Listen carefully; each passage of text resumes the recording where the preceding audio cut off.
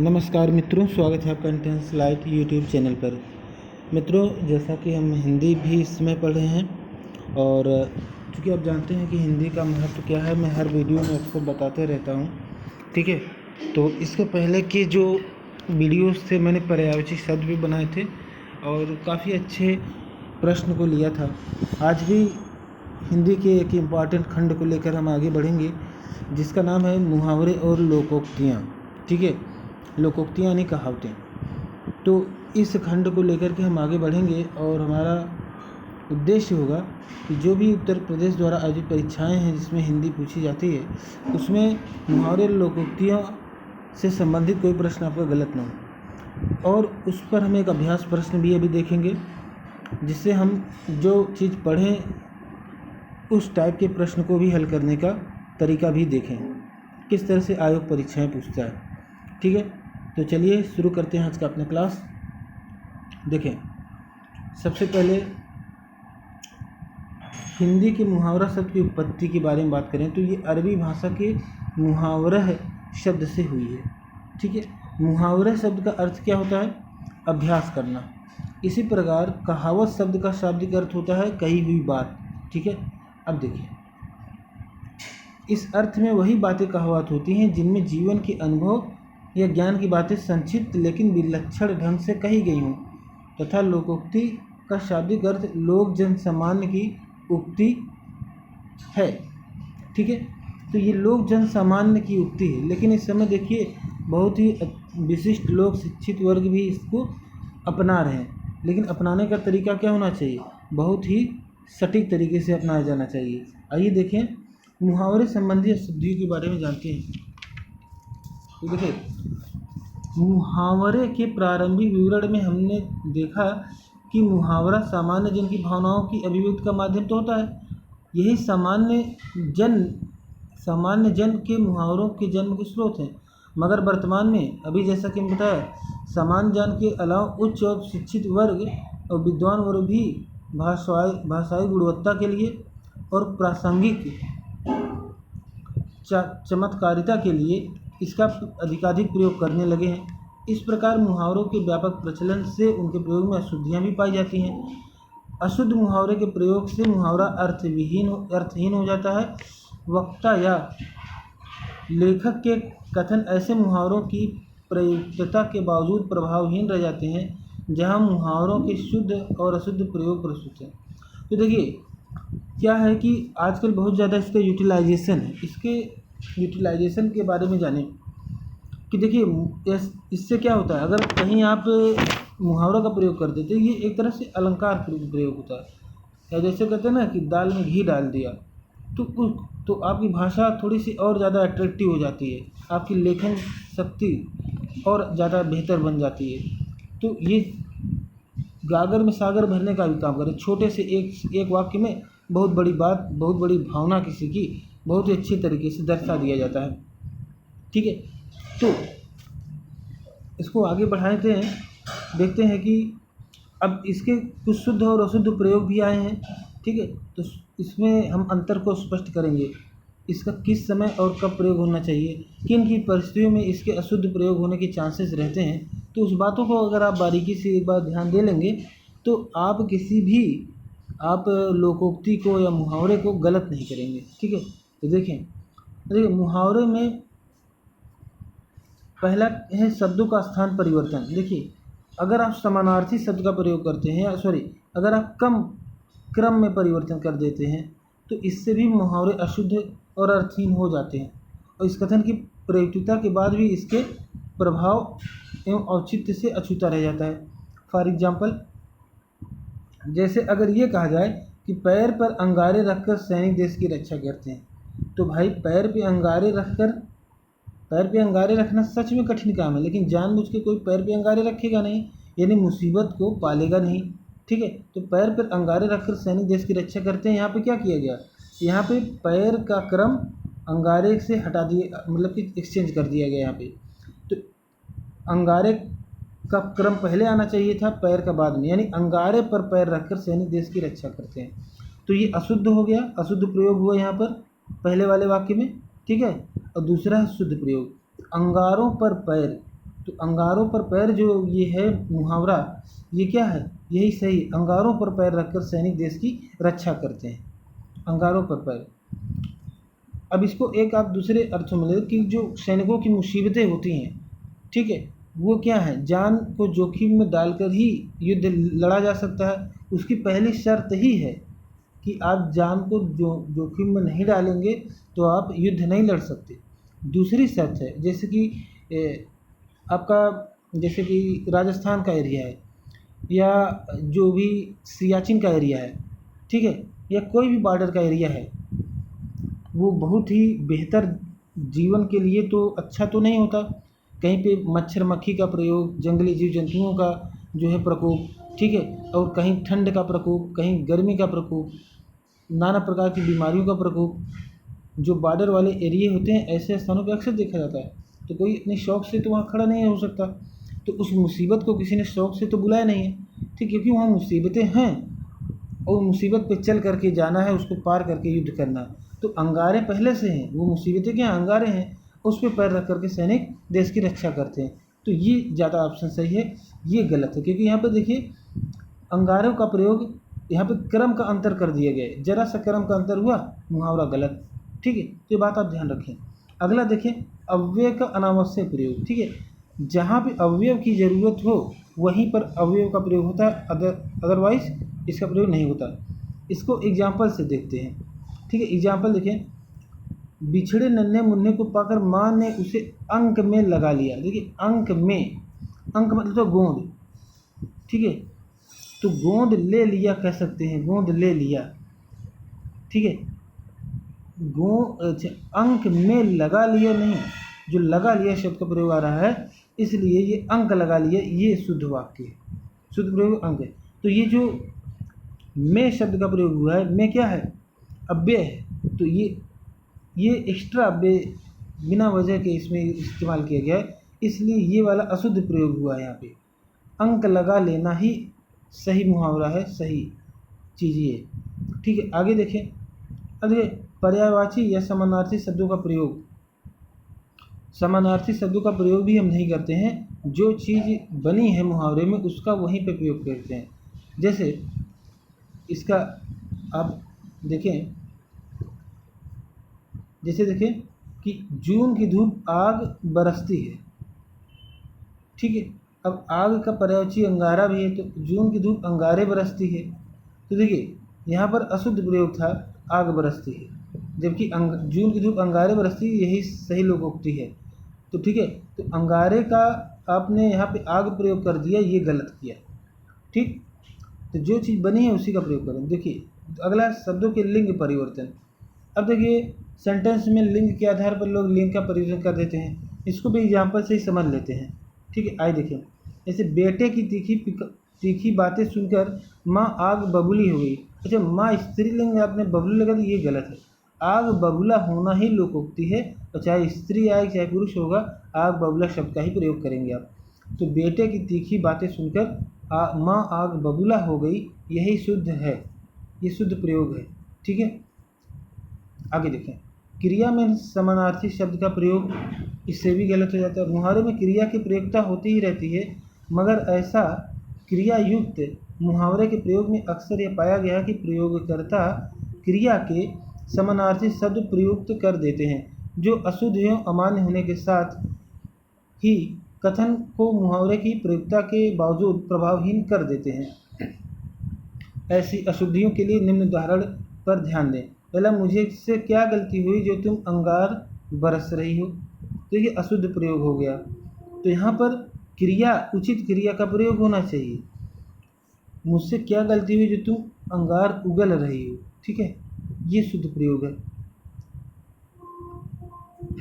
आगे बढ़े, एक है अयथार्थ प्रयोग। मुहावरे का अयथार्थ प्रयोग भी एक बड़ी अशुद्धि है, जो मुख्य रूप से प्रयुक्त मुहावरे के सही अर्थ के ज्ञान के अभाव के कारण होती है। अतः सही सटीक मुहावरे के प्रयोग हेतु उसके अर्थ का ज्ञान होना परम आवश्यक है, अन्यथा पूर्ण अशुद्धि की आशंका बनी रहती है। इस प्रकार की अशुद्धियों के लिए निम्न उदाहरण पर गौर करें। पढ़ लिख कर इस तरह घर में बैठकर अंडा से रहे हो, तो ये क्या है? अंडा सेना गलत है, ठीक है। पढ़ लिख कर इसे घर में मच्छर मारे, तो मच्छर मारना ही सही है, ठीक है। तो ये शुद्ध प्रयोग है। जो सटीक मुहावरे का प्रयोग करना चाहिए, यह ना कि उनके अर्थ को लेकर आप कोई मुहावरा ही बनाने लगें, ठीक। तो ये नहीं करना है। आगे देखें, अब मुहावरों के वाक्य में प्रयोगों को देखेंगे, कुछ एग्जाम्पल्स देखेंगे, ठीक है। तो अब देखिए, अब जैसे क्या है, पहला देखिए, आँख का कांटा होना, इसका अर्थ क्या है? खटकना या शत्रु होना। जैसे पाकिस्तान भारत की आँख का कांटा हो गया है, ठीक है। तो क्या है? आँख का कांटा है, एक तरह से शत्रु है। ऐसे भी दूसरे एग्जाम्पल आप ले सकते हैं, ठीक है। आगे बढ़ें, जैसे आँखों में पानी मरना, आँखों का पानी मरना यानी बेशर्म हो जाना। तो जैसे कह सकते हैं कि आज बहुत सारे गोदी मीडिया की आँखों का पानी मर चुका है, ठीक, एकदम बेशर्म हो गए, कुछ भी सरकार के प्रवक्ता बन जाते हैं, ठीक है। तो इस तरह की बातें आती हैं, देखने सुनने को मिलती हैं। चलिए आगे बढ़ें। अगला है एक लोकोक्ति, जैसे आँखों में गड़ जाना, इसका अर्थ क्या है? वस्तु के पाने की उत्कट या लालसा रखना, प्राप्त करने की इच्छा होना। दूसरा अर्थ है बुरा लगना, तो आँखों में गड़ जाने का दूसरा अर्थ है बुरा भी लगना, ठीक है। तो जैसे कोई व्यक्ति आपको बुरा लग रहा है, तो कह सकते हैं कि वो आपकी आँखों में गड़ गया है। या किसी चीज़ की पाने की उग्र लालसा अगर आप रख रहे हैं, तीव्र लालसा रख रहे हैं, ठीक है, तो वो भी कहते हैं कि ये चीज़ उनकी आँख में गड़ गई है। जैसे आपने कोई प्लाट देखा हुआ है, आपको बहुत ज़्यादा पसंद आ गई, आपको उसकी वैल्यू समझ में आ रही है, तो आप क्या कहेंगे कि ये प्लाट मेरी आँख में गड़ी हुई है, मतलब मेरी निगाह इस पे है, यानी आँख में गड़ गई, ठीक है। एक ही थैली के चट्टे बट्टे, इसका अर्थ क्या है? एक ही प्रकृति की व्यक्ति, ठीक है। जैसे कह सकते हैं कि सोहन और श्याम दोनों परम मित्र हैं, उनके विचार बिल्कुल मिलते जुलते हैं, दोनों एक ही थैली के चट्टे बट्टे हैं, ठीक है। तो उनकी सारी विशेषताएं बताने से बेहतर है अगर आपको किसी को शॉर्टकट में बताना, तो आप अरे सोहन और श्याम तो एक ही थैली के चट्टे बट्टे हैं, तो बाकी सारी बातें उस समझ जाएगी, सेम नेचर के हैं, एक जैसा आचार विचार रखते हैं, सारी बातें समझ जाएगी, ठीक है। अगला देखें, एक पंथ दो काज, यानी एक कार्य के साथ दूसरा कार्य कर लेना। इसी को कभी कभी लोग कहते हैं एक तीर से दो निशाना मारना। जैसे आप घर से निकले दवा खरीदने के लिए, इमरजेंसी थी, दवा तो लाना ही था, लेकिन आपको पता है कि घर में आपको चाय भी बनानी है, तो आप वहाँ से घर में चाय पत्ती नहीं, तो आप चाय पत्ती भी ले आए, तो एक बार में दो काम आपने कर लिया। या एक पंथ दो काज, इसका दूसरा एग्जाम्पल देखें जो आप इस समय कर रहे हैं। जैसे आप हिंदी पढ़ रहे हैं, क्या पढ़ रहे हैं? हिंदी। अब हिंदी का जो ये लोकोक्ति और मुहावरे चैप्टर पढ़ रहे हैं, ये किसी एक हर व्यक्ति अपने अपने देश के लिए पढ़ रहा होगा, कोई एकेडमिक में होगा, ज़्यादातर कॉम्पिटिटिव एग्जामिनेशन में। लेकिन अब जैसे कोई यूपी पेट की तैयारी कर रहा है, तो उसका भी काम होगा, और वो अगर यूपी टेट देना चाहेगा, टीटी, तो वहाँ पर जो ये सब पूछे जाएंगे हिंदी के ये वाले पोर्शन, तो वहाँ भी ये लाभकारी होगा। मतलब एक पंथ में दो काज हो जा रहे हैं, ठीक है। एक कार्य के साथ दूसरा भी कार्य कर लेना। यूपी टेट की तैयारी करते समय अगर उसका हिंदी वाला पोर्शन तैयार करते समय आपका हिंदी का पूरा पोर्शन तैयार हो रहा है, यानी आप किसी दूसरे एग्जामिनेशन में जो हिंदी का पोर्शन है उसका कार्य आप कर ले जा रहे हैं, ठीक है। तो कहने का ये मतलब, कलेजे पर पत्थर रखना, कलेजे पर पत्थर रखना, मुश्किल में धीरज रखना, मुश्किल समय में धीरज रखना, इसको तो कलेजे पर पत्थर रखना। या संयम रखना, मुश्किल में धीरज रखना, संयम रखना। ठीक है, तो ये तो आप समझिए होंगे, इसका भी वाक्य प्रयोग आप कर सकते हैं। ठीक, जैसे जैसे कि बच्चों के लड़ाई में माता पिता ने कलेजे पर पत्थर रख लिया। ठीक है, तो मुश्किल समय होता है जब बच्चे आपस में लड़ते हैं, लेकिन माता पिता जो है नहीं चाहते कि वो लड़ें, तो मुश्किल समय पे कलेजे पे पत्थर रख करके किसी तरह से किसी की गलती को इग्नोर करके कैसे भी चीज़ों को शांत कराते हैं। ठीक है, तो इस तरह से चीज़ों को करते हैं, तो इसको कलेजे पे पत्थर रखना। अगला है कलेजा पर सांप लूटना या छाती पे सांप लूटना, कभी कभी लिख कर आ जाता है। तो इसका मतलब क्या है? इसका मतलब है जलन करना, ईर्ष्या करना, डाह करना, हिंदी में कहते हैं कूढ़ना, ईर्ष्या करना। ठीक है, जैसे कोई किसी की तरक्की देख करके क्या होता है, कभी कभी जल जाता है, जलन की भावना आ जाती है उसमें।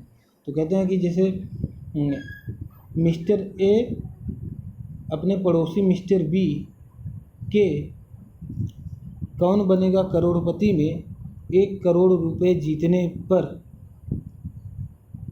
मिस्टर ए के सीने पर सांप लौट गया, कलेजे पर सांप लौट गया। ठीक है, इसका मतलब है बहुत ज़्यादा वो उनसे ईर्ष्या कर रहा है।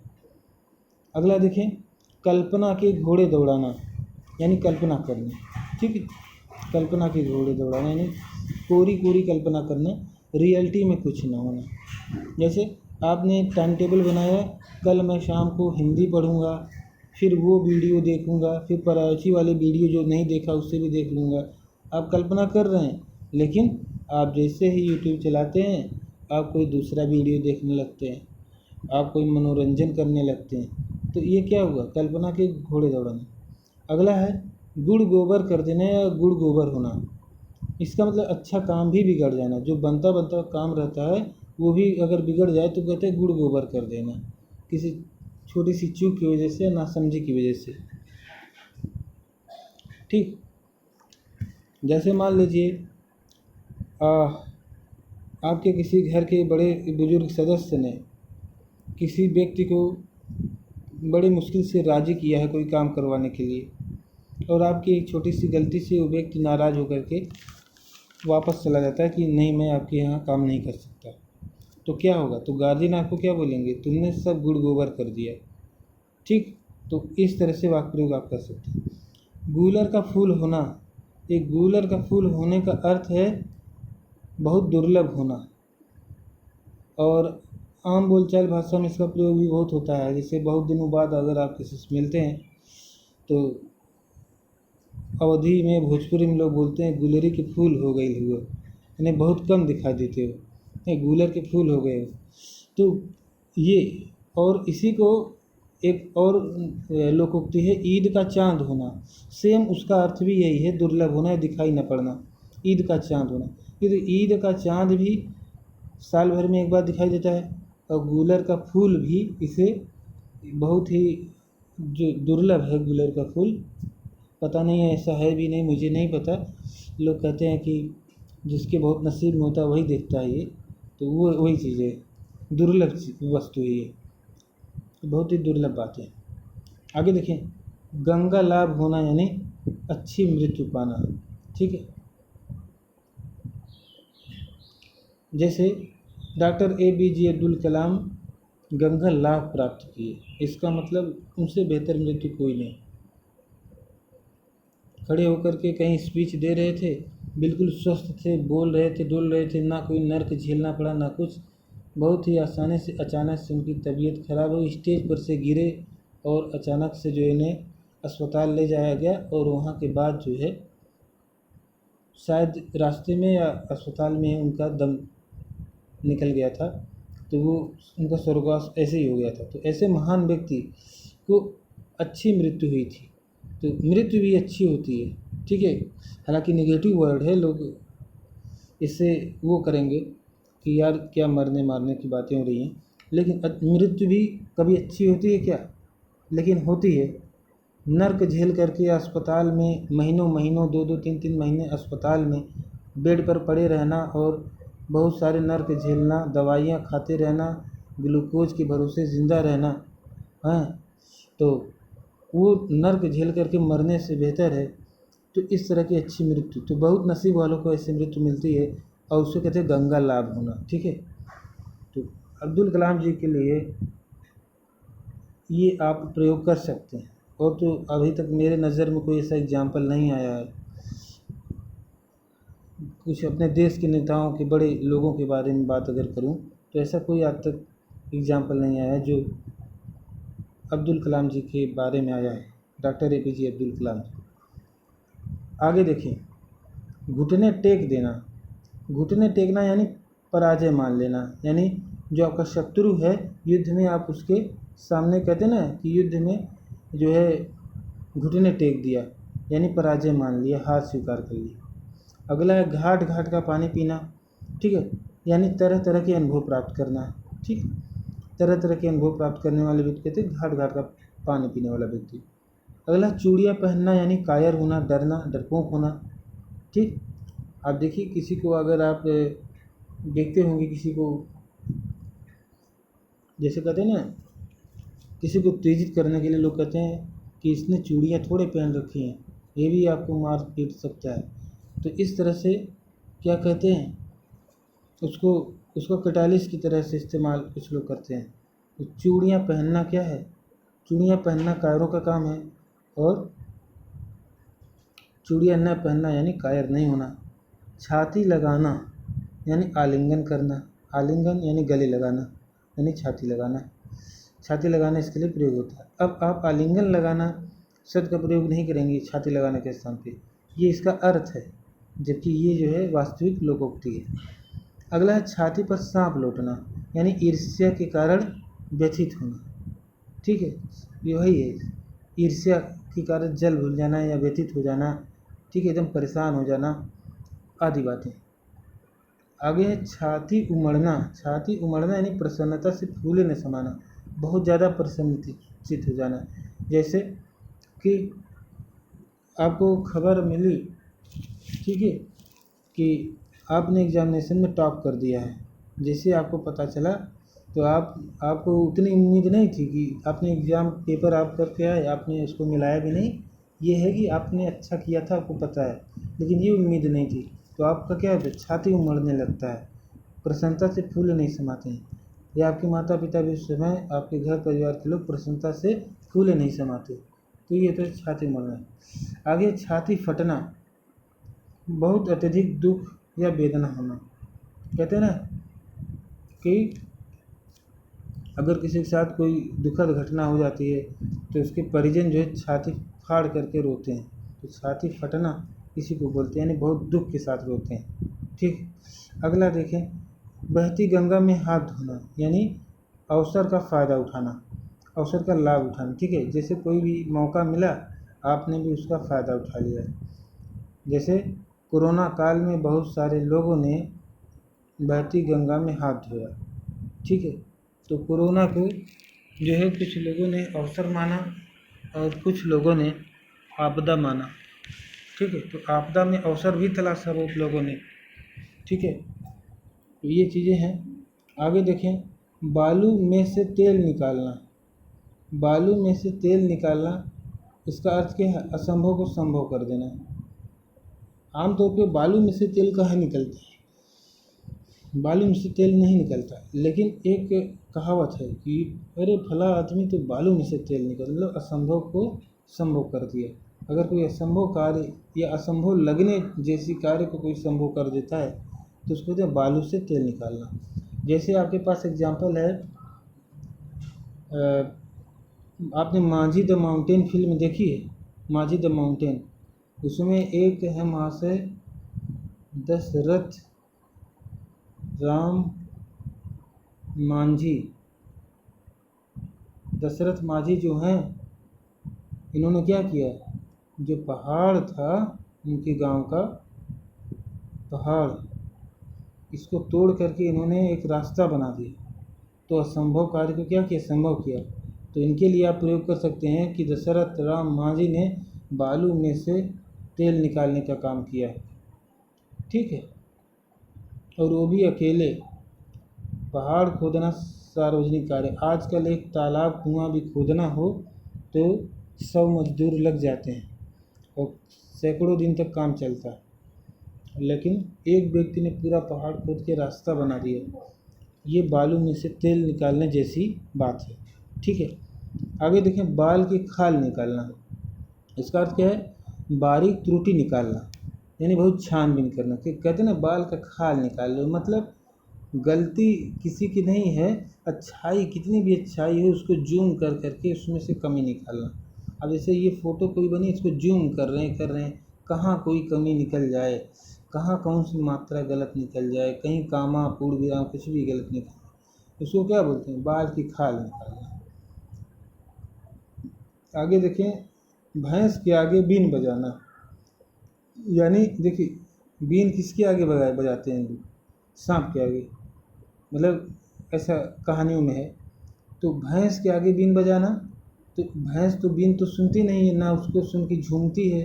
ठीक है, तो भैंस के आगे बीन बजाने का मतलब क्या है? जो व्यक्ति उस चीज़ को नहीं सुन सकता, जो नहीं समझ सकता, उसको समझाना, यानी मूर्ख को उपदेश देना। ठीक है, मूर्ख को उपदेश देना, भैंस के आगे बीन बजाना का मतलब है मूर्ख को उपदेश देना। अगर आप किसी मूर्ख को उपदेश दे रहे हैं तो आप भैंस के आगे बीन बजाने के बराबर काम कर रहे हैं, उसका कोई फ़र्क नहीं पड़ेगा भैंस के ऊपर। तो वैसे मूर्ख व्यक्ति पर उपदेश का कोई फ़र्क नहीं पड़ेगा।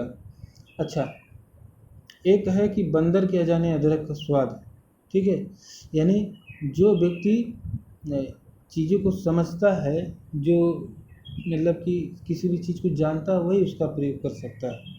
ठीक है, तो इससे काफ़ी मिलता जुलता है, लेकिन वो अलग ही अलग है।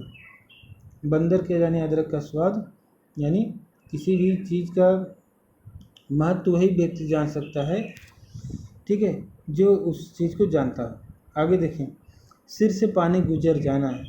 सिर से पानी गुजरने के लिए सहनशीलता खत्म होना, सिर से पानी गुजर जाना। ठीक है, जैसे आपने किसी को उधार दिए हैं, मौके पर उसे ज़रूरत थी, आपने बहुत सारे पैसे दे दिए। ठीक है, उसके घर बहुत इमरजेंसी थी, दवा की प्रॉब्लम थी या कोई ऐसी दिक्कत थी, आपने बहुत सारे पैसे दे दिए। अब समय ख़त्म हो गई, पूरी अवधि, साल 2 साल बीत गया, उसकी लाइफ भी अच्छी चल रही है, रोज़ वो नए नए गाड़ी मोटर और विलासिता की वस्तुएं प्रयोग कर रहा है अपने निजी जीवन में, लेकिन आपसे मिलता है तो पैसे की बात नहीं करता। आप पैसे की बात करना चाहते हैं तो बात को दूसरी तरफ घुमा देता है। तब आप क्या कहेंगे? सिर से पानी गुजर गया और वो हमारी बात नहीं मान रहा है। आप कई बार तगादा करके थक चुके हैं और आपके सिर से पानी गुजर गया। ठीक है, इसको कहते हैं सिर से पानी गुजर गया, यानी सहनशीलता खत्म हो गई आपकी कि यार ये क्या हो रहा है। एक तो हमने इनका मजबूरी के समय मैंने मदद की और आज इनके पास पैसा है तो हमारा पैसा नहीं वापस कर रहे हैं और फिजूल खर्ची कर रहे हैं। ठीक है, तो ये है। अगला है हाथ पांव मारना। हाथ पांव मारना मतलब प्रयत्न करना। ठीक है, तो जैसे कहते हैं कि कहीं ना कहीं हाथ पांव मारते रहना चाहिए, यानी प्रयत्न करते रहना चाहिए ताकि कहीं न कोई अच्छा सफलता मिल जाए। तो किसी भी क्षेत्र के लिए ये बात प्रयोग कर सकते हैं। ठीक है, अगला है लोकोक्तियाँ यानी कहावतें। अभी तक हमने मुहावरे पढ़े थे, अब लोकोक्तियों को पढ़ेंगे। देखिए, लोकोक्ति यानी कहावत ऐसे पद बंध या समूह को कहते हैं जिसमें जीवन के अमूल्य अनुभव एवं ज्ञान की बातें संक्षिप्त में मगर सुंदर एवं प्रभावशाली और चमत्कारिक ढंग से कही जाती हैं।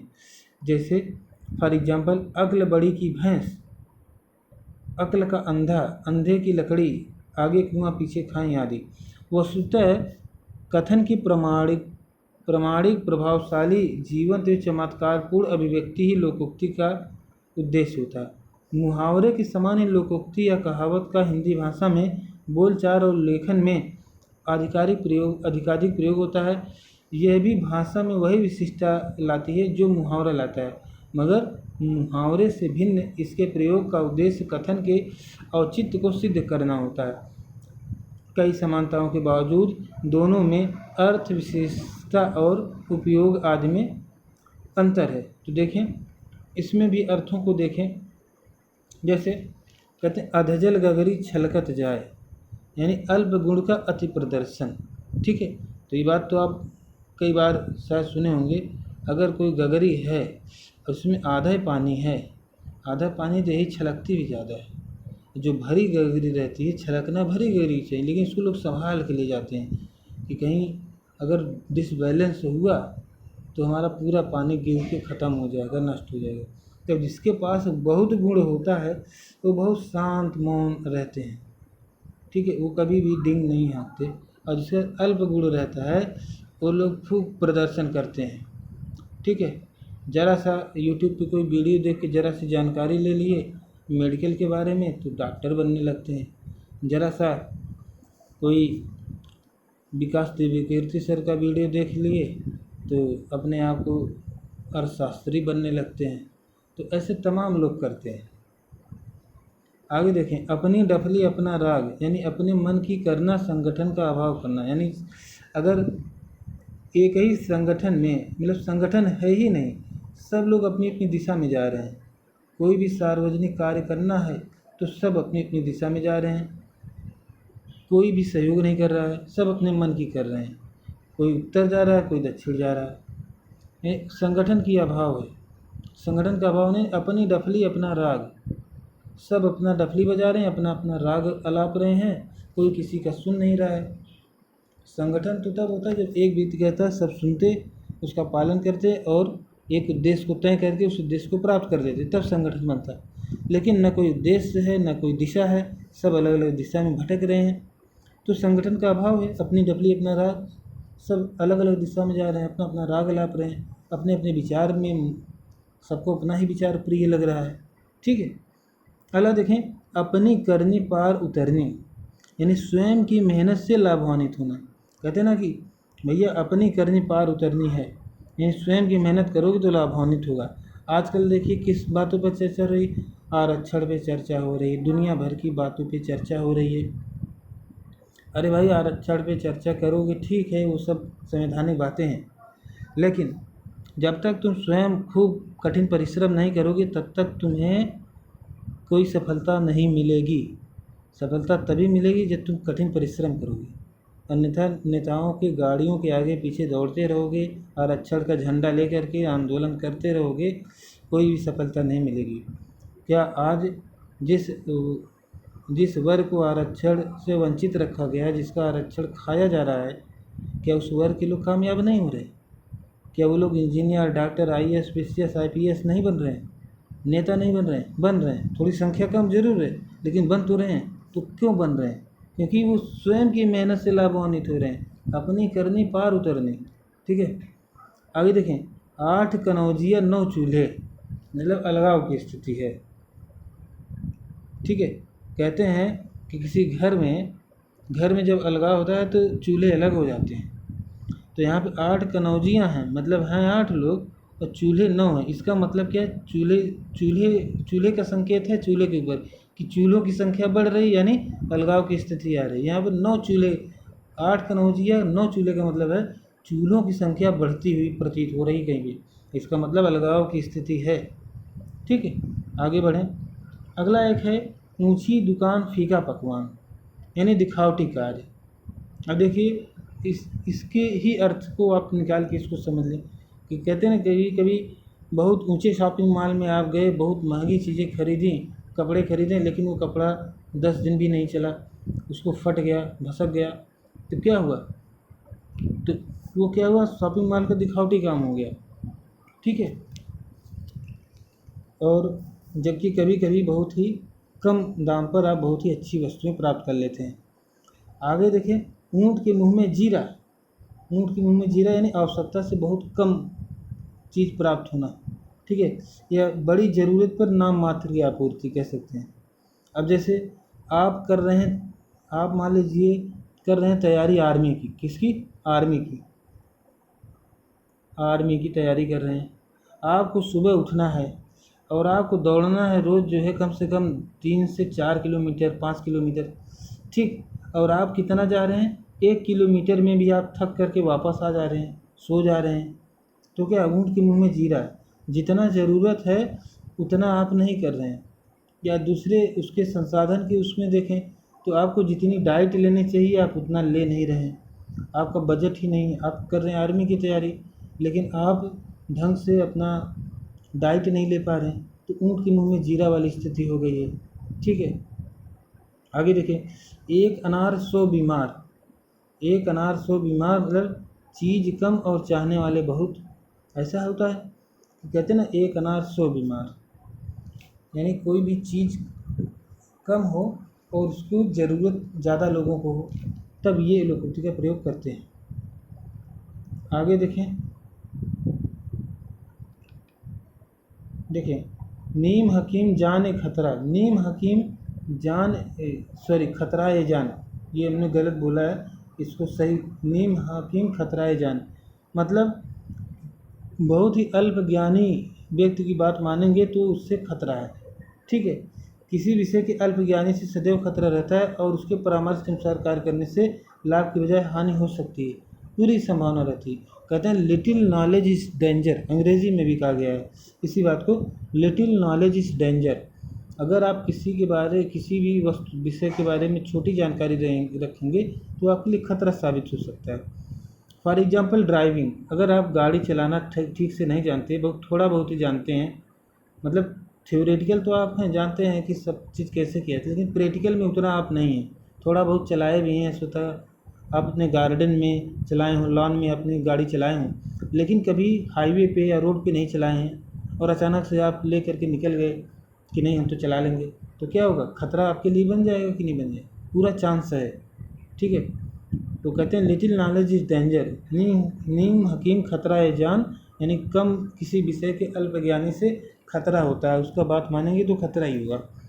आगे देखें, 9 नगद 13 उधार, अर्थ क्या है, प्रत्यक्ष परंतु कम लाभ वायदे के अधिक लाभ से बेहतर है।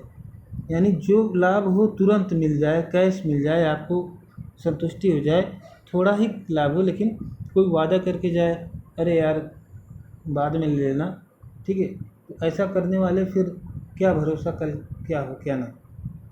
ठीक है, तो 13 उधार से अच्छा है कि 9 रुपये आपको नगद मिले, यानी कम ही मिले लेकिन नगद मिल जाए, कैश मिल जाए, और 13 उधार, ये केवल कैश की बातें नहीं है, इसका अर्थ है कम लाभ हो लेकिन वादे के अधिक लाभ से बेहतर ही। ठीक है, कोई व्यक्ति वादा करे अगर ये बाद में आपको इतना मिल जाएगा, जैसे आपने शेयर मार्केट में या इस टाइप के ऑनलाइन जो बिजनेस आजकल बहकाते हैं, लोगों को फुसलाते हैं कि आप इतना इन्वेस्ट करेंगे तो इतने महीने में आपका इतना हो जाएगा, इतना ज़्यादा इन्वेस्ट करेंगे तो आपका 21 दिन में डबल हो जाएगा पैसा। आप उसकी लालच में आ गए, आपने इन्वेस्ट कर दिया और आप उसी की लालच में पड़े हुए हैं कि अरे बाद में और बढ़ेगा और बढ़ेगा और बढ़ेगा। अचानक से क्या होगा, आपका सारा पैसा डूब गया। अब आप उसमें निकालना चाहते हैं, निकाल नहीं पा रहे हैं। और जो चालाक लोग हैं वो थोड़ा सा जैसे पहली बार में पैसा थोड़ा सा बढ़ा, वो अपना निकाल लिए, पैसा सारा विड्रॉ कर लिए हैं। तो मतलब अगर वो 100 रुपये लगाए तो 110 रुपये कमा के वापस हो लिए, बस हो गया, बहुत हो गया, ज़्यादा नहीं कमाना है। ठीक, वो फ़ायदे में चले गए, प्रत्यक्ष परंतु कम लाभ, लेकिन जो ज़्यादा के चक्कर में पड़े वो जाके फंसे। ठीक है, तो वही बात कही गई है, पढ़े फारसी बेचे तेल, यह देखो कुदरत का खेल। यानी कुशल व्यक्ति भी होकर भी छोटा काम करना, ऐसा होता है कि अक्सर होता है कि कुशल व्यक्ति कोई है लेकिन छोटा काम कर रहा है। पढ़े फारसी बेचे तेल, यह देखो कुदरत का तेल। कोई फारसी भाषा पढ़ा हुआ हो और वो तेल बेचने का काम करे, उसे तो किसी अंतर्राष्ट्रीय स्तर पर अनुवादक होना चाहिए, अच्छी खासी सैलरी लेनी चाहिए, लेकिन वो तेल बेच रहा है गांव-गांव में टहल टहल के या किसी छोटी सी दुकान में। ठीक है, तो ये है कि छोटा काम वास्तव में उसके लिए ठीक नहीं है। कुशल व्यक्ति है मतलब जो भी व्यक्ति को कार्य मिले उसकी योग्यता के अनुसार मिले। कोई कुशल है, कोई योग्य है, किसी का स्किल डेवलपमेंट हुआ है तो उसकी स्किल के अनुसार उसे अगर काम मिले तो उसके लिए अच्छा काम होगा।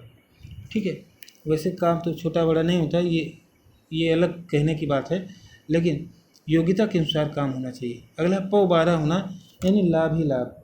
पौ 12 होना यानी लाभ, यानी पाँचों अंगुलियाँ, कहते हैं ना, पाँचों अंगुलियाँ घी में होना, इसको भी कहते हैं हर तरफ लाभ की स्थिति। पौ 12 होना। बाप मरा अनियारे, बेटे का नाम पावर हाउस। देखिए ये अंग्रेजी शब्द है पावर हाउस, और ये हमें लगता है ये नया आया होगा, पहले तो बहुत कभी शायद नहीं देखा। बाप मरा न्यारे बेटे का मतलब बेटा, जैसे कहते हैं ना, बाप की मृत्यु हो गई तो अंधेरा था, घर में एक बिजली का बल्ब भी नहीं था, और बेटे का नाम पावर हाउस रखा हुआ है। इसका मतलब क्षमता से अधिक बात करना, झूठी डींग हाँकना। क्षमता से अधिक कुछ लोग बातें करते हैं कि मतलब घर में जो है ढंग से दाल चावल भी नहीं है, ठीक है, खाने के लिए, और बाहर ऐसे डींग फांग मारेंगे कि आप आज मैंने ये बनवाया था, आज वो बना था हमारे घर में, ठीक है, तरह तरह की डींग हाँकते हैं। तो क्षमता से अधिक डींग हाँकना।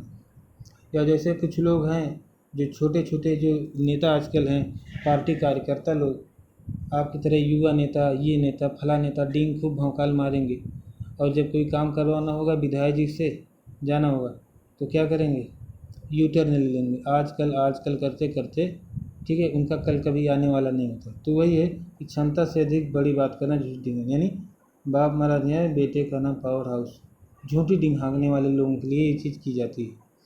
अगला है 100 सुनार की एक लुहार की, यानी अनेक क्रियाओं की अपेक्षा एक क्रिया का प्रभावशाली प्रयोग होना, प्रभावशाली होना, यानी एक काम करो ढंग का करो। जैसे सुनार जो है, 100 सुनार की एक लुहार की, सुनार 100 बार टिक टिक टिक टिक करता है, लुहार एक ही बार में मारता है, एक हथौड़े से पूरा काम ओके हो जाता है। तो जो भी अनावश्यक क्रियाएं उनको छोड़ के एक ही क्रिया करो, एक ही बार में सारे दरवाजे तोड़ दो, ठीक है। अगला है हँसुए के ब्याह में खुरपे का गीत, यानी बिना मेल की बात, बेमेल बात। अब देखिए, हँसुआ हँसुआ अलग चीज़ है, खुरपा का काम अलग है, तो हँसुए के ब्याह में खुरपे का गीत होना क्या उचित है, यानी बेमेल बातें करना, इसका अर्थ है बेमेल बातें। तो इसका भी आप प्रयोग कर सकते हैं, इसका भी प्रयोग आप कर सकते हैं। जैसे केमिस्ट्री के शिक्षक के द्वारा बायोलॉजी पढ़वाया जा रहा है या मैथ पढ़वाया जा रहा है, तो बेमेल की बातें करना, ठीक है। आगे देखें, आगे देखें। अब देखिए मित्रों, अब कुछ यूपीपीसीएस में पूछे गए कुछ मुहावरे हैं, उनको देखिए किस तरह से प्रश्न पूछे जाते हैं, तो ये आप देख लेंगे, समझ जाएंगे, और दूसरे थोड़ा सा आपने अभी तक जो पढ़ा उसका प्रैक्टिस हो जाएगा। मित्रों चलिए प्रैक्टिस करते थोड़ा सा। जैसे इनमें से मुहावरों तथा उनके अर्थ को सुमेलित कीजिए तथा सही विकल्प का चुनिए। एक तरफ मुहावरा है, दूसरी तरफ अर्थ है, मिलान करने से। छाती लगाना, तो छाती लगाना यानी गले लगाना, यानी प्रसन्न, मतलब क्या करना, गले लगाना यानी आलिंगन कर। देखिए गले लगाना को आलिंगन कहते, तो क्या हो जाएगा, क्या डी। छाती पर सांप लौटना, यानी हमने बताया था ईर्ष्या से जल उठना, तो ये इस दूसरे का स, ख का स हो गया। छाती उमड़ना, छाती उमड़ना हमने बताया प्रसन्नता से फूले नहीं समझना, तो इसका हो जाएगा अ। और छाती फटना यानी बहुत ज़्यादा दुख होना, हमने कहा था ना कि कोई अगर छाती फाड़ कर रो रहा है यानी बहुत दुख के साथ रो रहा है, तो बहुत दुख होना, इससे मिल गया। अब इसमें कूट दिया, इसी कूट के मिलाना है कूट को, तो क का द है और ख का स है, तो क का द में यहाँ भी, अब ख को जाएगी, ख के स यहाँ पे है, इसमें अ है, तो ये अलग गलत हो जाएगा, ठीक है, ये अलग सही हो जाएगा, तो ये अलग पूरा सही हो जाएगा, क्योंकि क्या के बाद द सिर्फ इसमें और इसमें है, तो दोनों में से कोई एक सही होना था। लेकिन अब देखिए यहाँ पे ख में स वाला यहाँ पे मिल गया, यहाँ पे नहीं मिला, तो ये अलग सही हो गया। आगे देखिए कि बहती गंगा में हाथ धोना मुहावरे का सही अर्थ क्या है, तो यानी अवसर का लाभ उठाना, ठीक है, अवसर का लाभ उठाना। जैसे कोई स्कीम आई है आपका, मान लीजिए कौन सा सिम है, मान लीजिए जियो का आपका सिम चल रहा है, और कोई ऑफ़र आ गया, तो क्या है ऑफ़र, क्या बहती गंगा है, उसका आपको ज़रूरत भी उस समय थी, आपने उसका लाभ उठा लिया, आपने उसका रिचार्ज करा लिया।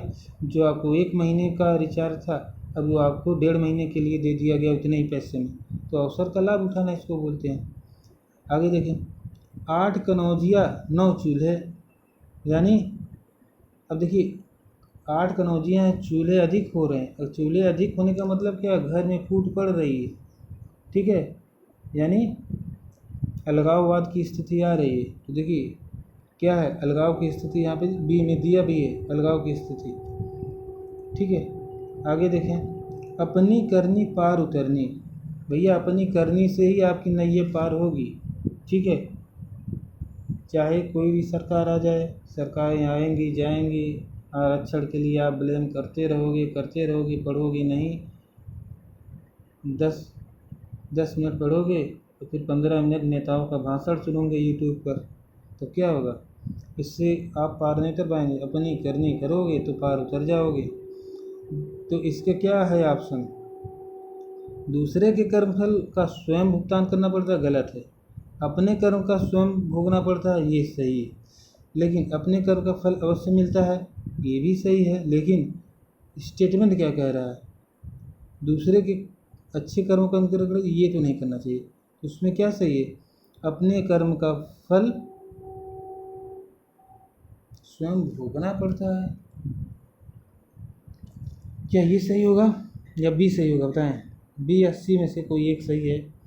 कर्म का फल अवश्य मिलता है, ये तो बात है, लेकिन अपने कर्म का फल की बात हो रही, अपनी करनी, ठीक है। तो बी ऑप्शन सही हो जाएगा। बी है, अपने कर्म का फल स्वयं भोगना पड़ता है। अगला देखें, ये सभी यूपी पीसीएस में देखिए, यूपी 2019 में पूछा गया था। और देखिए कितना सटीक यहाँ पे ऐसा दिया है कि दो में कंफ्यूज भी कर दिया। इसलिए कहता हूँ हिंदी को मजाक में मत लीजिए, कोई भी कंफ्यूज हो सकता है। अगला देखें, प्रश्न है कि गूलर का फूल होना। एक गूलर का फूल कभी देखे हो? याद है? आखिरी बार कब देखा था? तो क्या है इसका मतलब? लाल पीला होना तो क्रोधित होना, तमतमाना। सुंदर होना, गूलर का फूल होना। क्या गूलर का फूल बहुत सुंदर होता है? हमने तो कभी देखा ही नहीं। विवर्ण होना, ये दुर्लभ होना होता है, मतलब जो बहुत मुश्किल से मिले उसे दुर्लभ कहते हैं, गूलर का फूल। या इसको कहते हैं ईद का चाँद होना, ईद का चाँद होना, ईद का चाँद होना। ये क्या होता है? दुर्लभ होना, बड़े मुश्किल से दिखाई देना है, मिलना, ठीक है। तभी बहुत दिन बाद आप किसी से मिलते हैं। अंग्रेजी में कहते हैं आप लॉन्ग टाइम नो सी, लंबे समय तक दिखाई नहीं दिए। हिंदी में बोलते हैं गूलर के फूल हो गए हो क्या भाई, दिखाई नहीं देते। उर्दू में बोलते हैं आप ईद के चाँद हो गए हैं क्या जनाब, ठीक है। तो इस तरह से वाक्य प्रयोग आता है। अपनी डफली अपना राग, भैया सब अपनी डफली बजा रहे हैं, अपना राग अलाप रहे हैं, कोई किसी का सुन नहीं रहा। मतलब क्या है? क्या बंदर बाँट हो गया है? बंदर बाँट तो जो है सो है, लेकिन ये संगठन का अभाव है। मतलब कोई किसी का सुन नहीं रहा है, मतलब संगठन का अभाव है, संगठन नहीं है लोगों में, ठीक है। एक ही परिवार की अगर बात करें तो 10 लोग हैं तो 10 प्रकार की दृष्टिकोण रखते हैं, किसी भी 10 तरह की विचारधारा है, और कोई किसी की विचारधारा सुनना भी नहीं चाह रहा है। सब अलग अलग डायरेक्शन में जा रहे हैं, इसलिए कोई भी काम नहीं हो पाता। बिना संगठन के कोई भी कार्य, सार्वजनिक कार्य पूरा नहीं हो सकता, ठीक है। ये देखिए पीसी 2016 का सभी आए हुए प्रश्न यहाँ पर देखें। कलेजे पर सांप लौटना, क्या इसका उत्तर क्या है? दुखी होना, ईर्ष्या से जल उठना, दुश्मनी निकलना या दिन पकड़ना। तो सही उत्तर क्या है मित्रों उसका? ईर्ष्या से जल उठना, ईर्ष्या से जल उठना। सिर से पानी गुजर जाना, मुहावरे का उपयुक्त अर्थ क्या है? सिर से पानी गुजर जाना, तो सिर से पानी गुजर जाना, इसमें क्या है? अभी हमने आपको बताया सहनशीलता की सीमा छूट जाना, ठीक है। सहनशीलता की सीमा छूट जाना।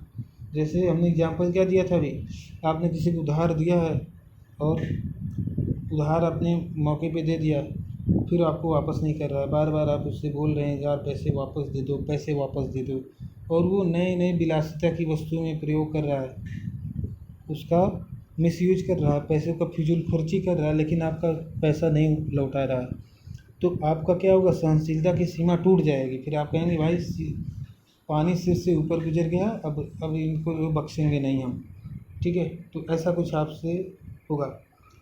आगे देखिए, आँखों में गड़ना, मुहावरे का अर्थ क्या है? तो आँखों में गड़ने का 2 अर्थ हमने आपको बताया था। एक है कि किसी वस्तु को पाने की उत्कृष्ट लालसा रखना, एक ये है, ये भी सही है। और एक और अर्थ है, आँखों में कोई चीज़ जब गड़ता है यानी कोई व्यक्ति मन में खटकता है, आँख में मतलब कि कोई व्यक्ति आपको बुरा लगता है, ठीक है। तो वो भी है। तो अभी इसको हम आपको फिर से दिखा दें। यहाँ पे आँखों में गड़ना मुहावरे का सही अर्थ क्या है।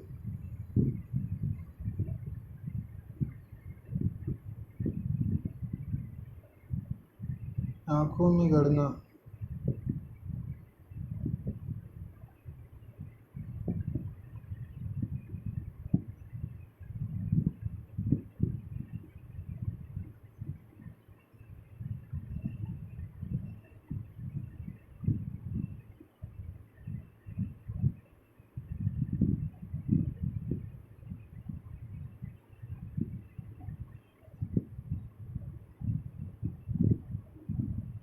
देखिए आँखों में गड़ जाना, बुरा लगना, मन में खटकना नहीं, बुरा लगना इसका मतलब होता है। ठीक है, तो यहाँ पर तीव्र पाने की उत्कृष्ट इच्छा है।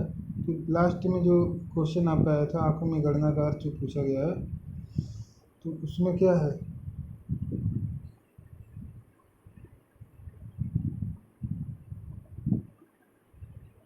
इसमें देखिए बुरा लगना वाला ये ऑप्शन में नहीं है।